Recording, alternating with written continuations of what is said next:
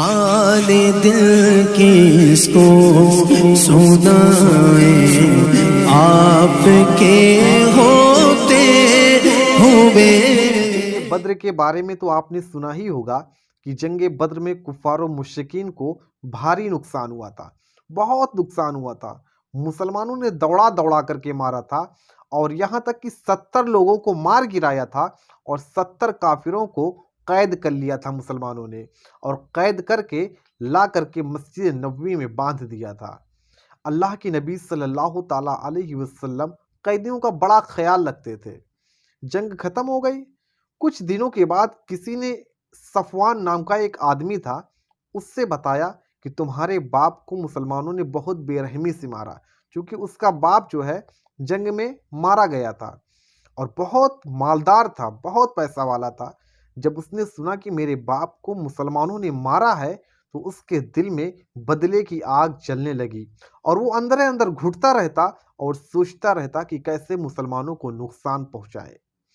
इत्तेफाक से उसी की कैटेगरी का एक आदमी और मिल गया, जिसके बेटे को रसूल कायनात ने गिरफ्तार कर लिया था। मुसलमानों ने गिरफ्तार करके मक्के मदीने में मस्जिद नबवी में रखा हुआ था। जब दोनों एक साथ मिले तो दोनों ने मीटिंग की, काबा शरीफ के अंदर दोनों ने मीटिंग की और उनका नाम था उमैर। जो दूसरा शख्स मिला था उसका नाम था उमैर। उसने सफवान के साथ मीटिंग तय की और मीटिंग में उसने बताया कि देखो भाई, मैं बहुत कर्जदार हूँ, मेरा कर्ज बहुत है और मेरे ऊपर इतना कर्ज है कि कर्जदारों ने मेरा जीना हराम कर दिया है और मुझे बहुत परेशान करते हैं। मैं क्या कर सकता हूँ? और ऐसी कंडीशन में मोहम्मद ने मेरे बेटे को भी गिरफ्तार कर लिया है, अब मैं क्या करूँ? जब सफवान ने सुना उसके दिल की बात तो इसके भी दिल में था कि मैं भी मोहम्मद से बदला लेना है। तो जब दो गम वाले मिलते हैं, जब दो एक कैटेगरी के लोग मिलते हैं तो एक दूसरे से बात शेयर करने में दोनों को अच्छा लगता है। सफवान ने सोचा ये तो मेरे कैटेगरी का है, यानी ये भी मोहम्मद से बदला लेना चाह रहा है और मैं भी मोहम्मद से बदला लेना चाह रहा हूँ, मैं भी अपने दिल की बात इसको बताता हूँ। तो सफवान ने कहा कि देख, मैं तेरा सारा कर्जा अदा कर दूंगा, तेरा पूरा कर्ज अदा कर दूंगा और तुझे इनाम भी दूंगा, लेकिन मेरी एक शर्त है। उमैर ने कहा कि बताओ तुम्हारी शर्त क्या है? कहा कि तुमको मोहम्मद का कत्ल करना होगा। अल्लाह अकबर! क्या कहा? कि तुमको मोहम्मद का कत्ल करना होगा। एक तलवार निकाली और निकालने के बाद में वो तलवार इतनी खतरनाक थी कि जहर आलूद थी, जहर में डुबोया गया था उस तलवार को और आग में तपाया गया था कि अगर किसी को टच भी हो जाए हल्का से तो जख्म से तो बाद में मरेगा, जहर से पहले मर जाएगा। उमैर को तैयार किया, चूंकि उमैर भी परेशान था। उसने कहा ठीक है, मैं तैयार हूं तुम्हारा काम करने के लिए, माजल्लाह मोहम्मद को मारने के लिए तैयार हूं। उसने तलवार उठाई और मदीने की तरफ चल पड़ा। उमैर को शैतान कुरैश भी बोलते थे, यानी लोगों को बहकाने वाला, लोगों को उकसाने वाला। मैदान जंग में ये लोगों को बार बार उकसाता था कि नहीं आगे बढ़ो आगे बढ़ो, लोगों को बहकाता था। उमैर ने तलवार उठाई और मदीने की तरफ चल दिया मोहम्मद को कत्ल करने के इरादे से। अल्लाह अकबर! क्या मंजर रहा होगा उस वक्त जब तलवार लेके निकला था।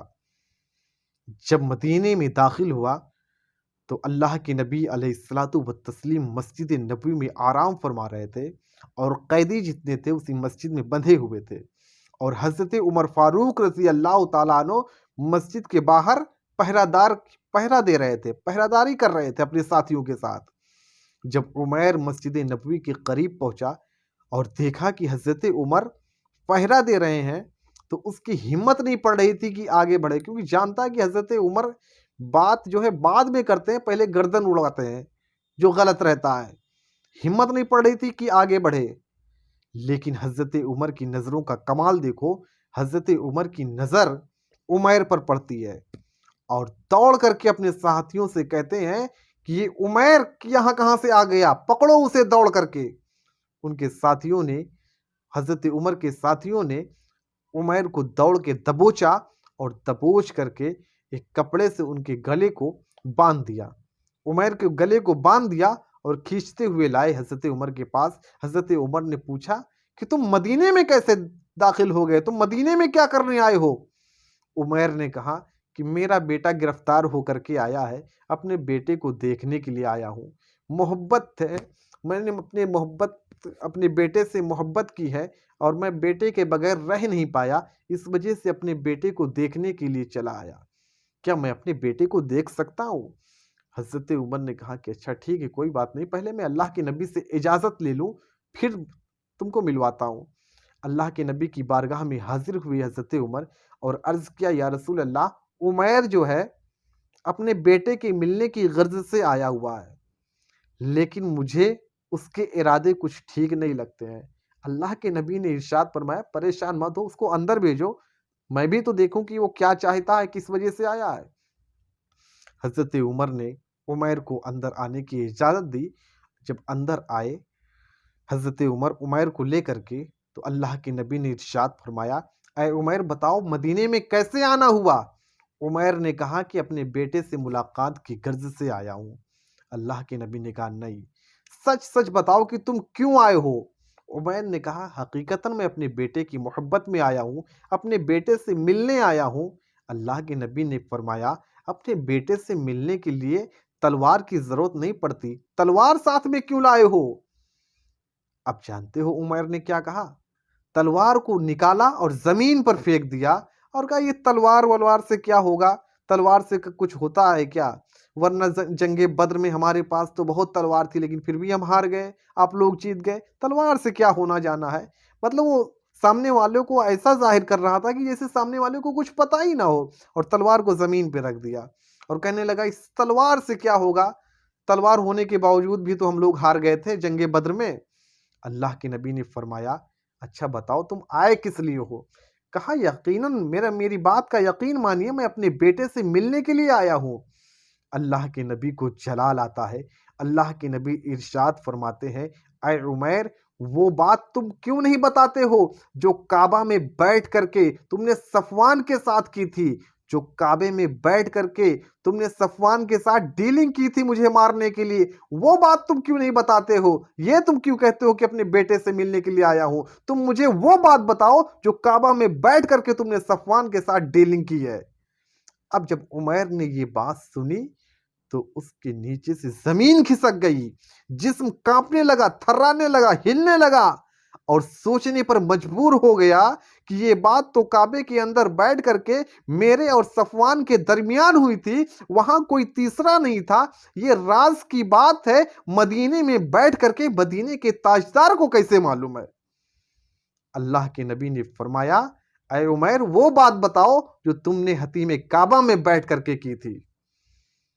मेरे दोस्तों, उमैर आगे बढ़े और अल्लाह के नबी के करीब जाकर कहा, या रसूल अल्लाह, मुझे कलमा पढ़ाइए और मुसलमान कीजिए। यकीनन आप अल्लाह के सच्चे रसूल और सच्चे नबी हैं, क्योंकि काबे के अंदर बैठ करके हम लोगों ने राज की बात की थी।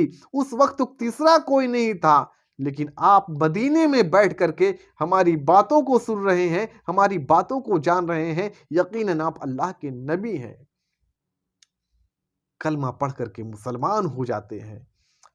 बहुत प्लानिंग हुई, बहुत मीटिंग हुई, लोगों ने, कुफारे मुशरिकीन ने बहुत मीटिंग की कि अल्लाह के नबी को कैसे ख़त्म किया जाए।